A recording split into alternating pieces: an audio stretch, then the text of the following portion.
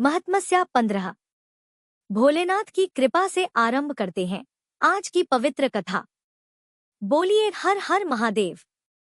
आज सावन मास कथा श्रृंखला का 15वां दिन है और आज दिन है शुक्रवार, जो कि माता लक्ष्मी, माता पार्वती है और दिव्य स्त्री शक्ति के पूजन का यह परम दिवस है।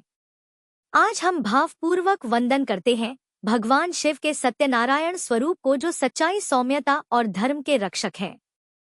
आज अध्याय शुरू करने से पहले हम सभी मिलकर प्रार्थना करें, हे सत्य स्वरूप शिव जी, हमारे जीवन में सच्चाई और धर्म की ज्योति जलाए ताकि हम हर स्थिति में ईमानदार और निष्ठावान बने रहे।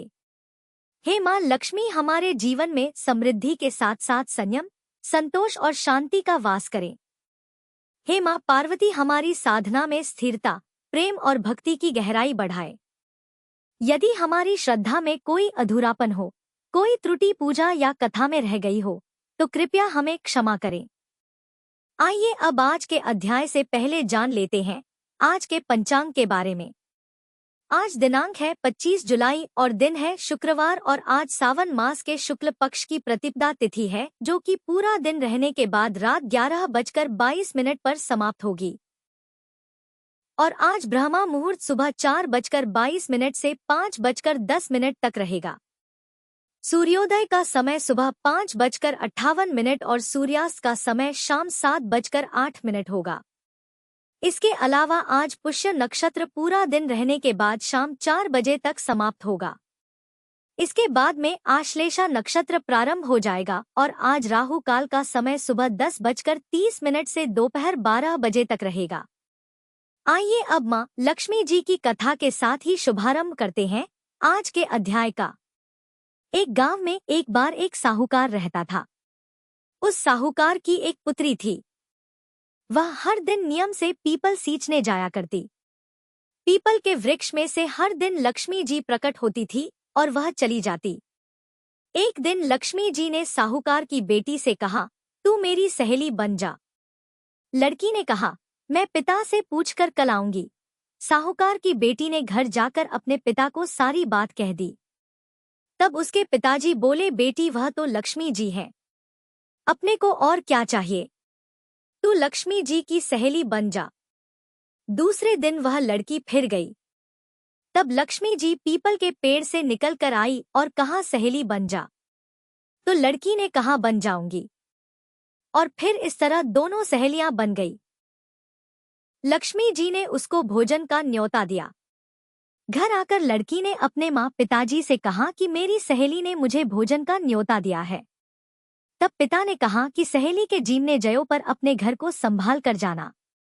तब वह लक्ष्मी जी के यहाँ जीमने गई तो लक्ष्मी जी ने उसे शाल दोशाला ओढ़ने के लिए दिया। रुपए दिए, सोने की चौकी, सोने की थाली में 36 प्रकार का व्यंजन भी दिया। जिम कर जब साहूकार की पुत्री जाने लगी तो लक्ष्मी जी ने पल्ला पकड़ लिया और कहा कि मैं भी तेरे घर जिमने आऊंगी। तो उसने कहा, आ जाइयो। वह घर जाकर चुपचाप बैठ गई। पिता ने पूछा, बेटी सहेली के यहाँ जिम करा गई, लेकिन तू उदास क्यों बैठी है? तो उसने कहा, पिताजी मुझे तो लक्ष्मी जी ने इतना दिया, अनेक प्रकार के भोजन कराए, परंतु मैं उन्हें कैसे जमाऊंगी?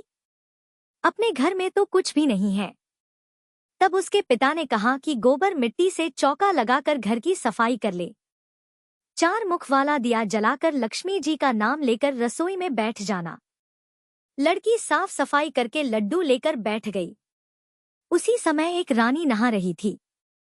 उसका नौलखा हार चील उठाकर ले गई और उसी साहूकार के घर पर वह नौलखा हार डाल गई और साहूकार की पुत्री के हाथ से उसका लड्डू ले गई। बाद में साहूकार की पुत्री हार को तोड़ने बाजार में गई और सामान लाने लगी। तो सुनार ने पूछा, क्या चाहिए?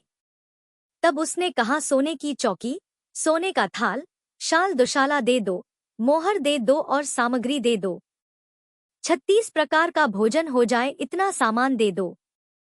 सारी चीजें लेकर बहुत तैयारी उसने की और रसोई बनाई। तब गणेश जी ने कहा, लक्ष्मी जी को बुलाओ। आगे आगे गणेश जी और पीछे लक्ष्मी जी चली आई। साहूकार की बेटी ने चौकी डाल दी और कहा, आओ सहेली बैठ जाओ, चौकी पर विराजमान हो जाओ। जब लक्ष्मी जी ने कहा सहेली चौकी पर तो राजा रानी के यहाँ भी नहीं बैठी, किसी के भी नहीं बैठी, तो उसने कहा लेकिन मेरे यहाँ तो बैठना पड़ेगा। तब साहूकार की पुत्री के आग्रह पर लक्ष्मी जी चौकी पर बैठ गई। अब तो साहूकार की पुत्री ने उनकी खूब खातिर की। जैसे लक्ष्मी जी ने करी थी वैसे ही उसने भी की। लक्ष्मी जी उस पर प्रसन्न हो गई। घर में खूब रुपया और लक्ष्मी हो गई। साहूकार की बेटी ने कहा मैं अभी आ रही हूँ, तुम यहीं बैठी रहना। ऐसा कहकर वह चली गई। लक्ष्मी जी गई नहीं और चौकी पर ही बैठी रही। उसको बहुत सारी धन दौलत सुख समृद्धि दे दी। हे लक्ष्मी जी, जैसा आपने साहूकार की बेटी को दिया वैसा सबको देना। कहते सुनते हुंकारा भरते अपने सारे परिवार को देना, पीहर में देना, ससुराल में देना, बेटे पोते को देना। हे लक्ष्मी माता, सबकी दरिद्रता दूर करना, सबके कष्ट दूर करना और सबकी मनोकामनाएं पूर्ण करना। सभी प्रेम से बोलिए लक्ष्मी माता की जय। अब सुनिए आज का अध्याय। महादेव जी कहते हैं, हे पार्वती, सांबादित्य से उत्तर दिशा में कपालेश्वर विराजमान है। उनका दर्शन करने से मनुष्य अश्वमेध यज्ञ का फल पा लेता है और पूर्व जन्म के पापों से भी मुक्त हो जाता है। उससे उत्तर कोटेश्वर लिंग है जो सबके पापों का नाश करने वाला है। वह कोटि ऋषियों ने सिद्धि प्राप्त की है, इसीलिए उसका नाम कोटेश्वर है। जो मनुष्य भक्ति भाव से कोटेश्वर का पूजन करता है उसे 1 करोड़ मंत्र जप का फल प्राप्त होता है। कोटेश्वर के निकट वेदविता ब्राह्मण को स्वर्ण देना चाहिए। सोमेश्वर, दैत्य सूदन, बाल रूपधारी ब्रह्मा, अर्क स्थल, सूर्य तथा शशिभूषण, यह 6 प्रभास क्षेत्र के श्रेष्ठ देवता है। इनके दर्शन मात्र से मनुष्य कृतार्थ हो जाता है और जन्म से लेकर मृत्यु तक के भयंकर पापों से छूट जाता है। अब पार्वती जी ने पूछा, हे भगवान, अन्य सभी स्थानों में तो वृद्ध रूपी ब्रह्मा है, फिर यहाँ वे बाल रूपी कैसे हुए? कृपया बताइए। महादेव जी कहने लगे, देवी, मनुष्य इस संसार में तभी तक दुख शोक और भय के समुद्र में डूबे रहते हैं जब तक कि ब्रह्मा जी के प्रति उनकी भक्ति नहीं होती। जीव का मन जैसे विषय में लगा है, अगर उसी प्रकार ब्रह्मा जी में भी लग जाए तो कौन बंधन से मुक्त नहीं होगा। सोमनाथ से ईशान कोण में और सांबादित्य से अग्निकोण में ब्रह्मा जी का उत्तम स्थान है। वहीं पर बाल रूपधारी ब्रह्मा जी विराजमान है, जो संपूर्ण जगत के स्वामी, सब लोकों के सृष्टा और महान तेजस्वी हैं। वे इस प्रभास क्षेत्र में 8 वर्ष की आयु में आए हैं। उन्होंने ही सोमनाथ लिंग की स्थापना करके ब्राह्मणों को बहुत सी दक्षिणा दी। प्रभास क्षेत्र में रहते हुए बाल रूपधारी ब्रह्मा जी के 42 वर्ष बीत गए हैं। इस प्रकार उनकी आयु का एक परार्थ व्यतीत हो गया। अब पार्वती जी ने फिर से महादेव जी से कहा कि प्रभु ब्रह्मा जी के दिन, मास और वर्ष का परिमाण भी बताइए। महादेव जी कहने लगे, देवी, ब्रह्मा जी की जो परम आयु है उसका एक परार्थ बीत गया है, अब दूसरा परार्थ चल रहा है। 8 वर्ष की आयु में वे यहाँ आए थे, इसलिए उन्हें बाल रूपी कहते हैं। प्रभास क्षेत्र को छोड़कर अन्य सभी तीर्थों में वे वृद्ध रूपी ही हैं। प्रथम कल्प में इनका नाम स्वयंभू था, दूसरे में पद्मभू, तीसरे में विश्वकर्ता और चौथे में बाल रूपी कहे गए हैं। जो मनुष्य प्रतिदिन इन नामों को स्मरण करता है वह दीर्घायु होता है। चंद्र, सूर्य आदि सभी ग्रह, देवता, असुर, दानव तथा समस्त त्रिलोकी, यह सब ब्रह्मा जी की रात आने पर नष्ट हो जाते हैं। फिर दिन आने पर जब ब्रह्मा जी जगते हैं तब पहले की तरह सृष्टि करने लगते हैं। पलक गिरने में जितना समय लगता है उसके सवा भाग को त्रुटि कहते हैं। 2 त्रुटि का 1 निमेष होता है। 15 निमेषों की 1 काष्ठा होती है। 30 काओं की 1 कला, 30 कलाओं का मुहूर्त और 15 मुहूर्तों का 1 दिन होता है। दिन के बराबर ही रात का अभिमान है। दिन तथा रात दोनों को 1 अहोरात्रि कहते हैं। 15 दिन रातों का पक्ष और 2 पक्षों का मास होता है। 6 मासों का 1 अयन और 2 अयनों का 1 वर्ष होता है। 43,02,000 सौर वर्षों का 1 चतुर्युग होता है। 71 चतुर्युगों का मनवंतर कहा गया है। यहाँ संक्षेप से इंद्र देवता की आयु बताई गई है। ब्रह्मा जी के 1 दिन में 14 मनु और 14 इंद्र नष्ट होते हैं। विश्ववक्ता विपश्चित स्वचित शिविब मनोभु ओजस्वी बलि अद्भुत शांति वृषा शतधामा दिवसपति सुचि। यह 14 इंद्र हैं। ब्रह्मा जी का दिन जितना बड़ा होता है उनकी रात भी उतनी ही होती है। यह कल्प का मान बताया गया। पहला श्वेत कल्प है। दूसरे कल्प का नाम नील लोहित, तीसरे का वामदेव, चौथे का रथंतर, पांचवें का रौरव, छठे का प्राण, सातवें का बृहत कल्प, आठवें का कंदर्प, नौवें का सध्याकल्प, 10वें का ईशान, 11वें का ध्यान, 12वें का शाश्वत, 13वें का उदान, 14वें का गरुड़, 15वें का कुर्म, 16वें का नारसी, 17वें का समाधि, 18वें का आत्रेय, 19वें का सोम, 20वें का भावन, 21वें का तत्पुरुष, 22वें का वैकुंठ, 23वें का अर्चित, 24वें का रुद्र, 25वें का लक्ष्मी, 26वें का सारस्वत, 27वें का वैराज, 28वें का गौरी कल्प, 29वें का माहेश्वर कल्प और 30वें का पितरी कल्प है। यही ब्रह्मा जी की अमावस्या है। ब्रह्मा जी के महीने के यह 30 कल्प बताए गए। इस समय वरह कल्प चल रहा है। यही ब्रह्मा जी की प्रतिपदा है जिसमें भगवान वरह ने रसातल से पृथ्वी का उद्धार किया था। 30 कल्पों का ब्रह्मा जी का एक मास माना गया है। ऐसे 12 मासों का एक वर्ष होता है। ऐसे वर्षमान से जब ब्रह्मा जी 8 वर्ष के थे तब सोमदेव उन्हें प्रभास क्षेत्र में लेकर आए और उन्हीं के द्वारा सोमनाथ जी की प्रतिष्ठा का कार्य संपन्न हुआ। इस प्रकार प्रभास क्षेत्र में निवास करते हुए ब्रह्मा जी का एक परार्थ व्यतीत हो गया और अब दूसरा चल रहा है। इस तरह बचपन से ही उनका इस क्षेत्र में निवास होता है। मनीषी पुरुषों के द्वारा वे बारंबार वंदनीय हैं। यात्रा का उत्तम फल चाहने वाले पुरुषों को पहले उन्हीं की पूजा करनी चाहिए। जो भक्ति पूर्वक ब्रह्मा जी की पूजा करता है वह निश्चय ही मेरा भी पूजन करता है। जो उनसे द्वेष करता है वह मुझसे भी द्वेष करता है और जो उनका पुजारी है वह मेरा भी पूजक है। सुंदरी ऐसा जानकर मन में भेदभाव न रखते हुए ब्रह्मा, विष्णु तथा रुद्र की एक रूप से ही पूजा करनी चाहिए। देवी भूतेश से वायव्य कोण में तेज धनुष की दूरी पर गोप्यादित्य का स्थान है। पूर्व काल में महातेजस्वी श्री कृष्ण जब 56 कोटि यादवों के साथ प्रभास क्षेत्र में आए उस समय 16,000 गोपियां भी वहीं आ गई। उनमें से जो सर्वश्रेष्ठ 16 गोपियां बताई गई है उनके नाम बताता हूँ, सुनो। लंबिनी, चंद्रिका, कांता, अक्रूरा, शांता, महोदया, भीषणी, नंदिनी, अशोका, सुपर्णा, विमला, अक्षया, शुभदा, शोभना और पुण्य। यह हंस अर्थात श्री कृष्ण चंद्र की कलाएं मानी गई हैं। परमात्मा श्री कृष्ण ही हंस हैं और उनकी ही यह शक्तियां हैं। श्री कृष्ण चंद्र स्वरूप है और यह गोपियां उनकी कलाएं हैं। उपर्युक्त 15 कलाओं के सिवा मालिनी उनकी 16वीं कला है। जो पुरुष इस प्रकार जानता है उसे वैष्णव जानना चाहिए। उन 16,000 गोपियों ने भगवान श्री कृष्ण की आज्ञा लेकर उस क्षेत्र में निवास करने वाले नारद आदि मुनियों के सहयोग से विधि पूर्वक भगवान सूर्य की स्थापना की और नाना प्रकार के दान दिए। महर्षियों ने वहां भगवान सूर्य का नाम गोप्यादित्य रख दिया। इस प्रकार सूर्यदेव की प्रतिष्ठा हो जाने पर वे सब गोपियां कृतार्थ हो गई और महान यश पाकर श्री कृष्ण के साथ द्वारका को चली गई। प्रभास क्षेत्र में गोपियों द्वारा स्थापित जो गोप्यादित्य है उनका दर्शन मात्र करके मनुष्य दुख शोक से मुक्त हो जाता है। जो मनुष्य माघ मास की सप्तमी को उपवास करके गोप्यादित्य की पूजा करता है वह अपने पितरों को 7 बार तृप्त कर लेता है। वह अपने सभी रोगों का नाश करता है और दुष्ट चेष्टा परायण दुर्ज शत्रुओं को भी जीत लेता है।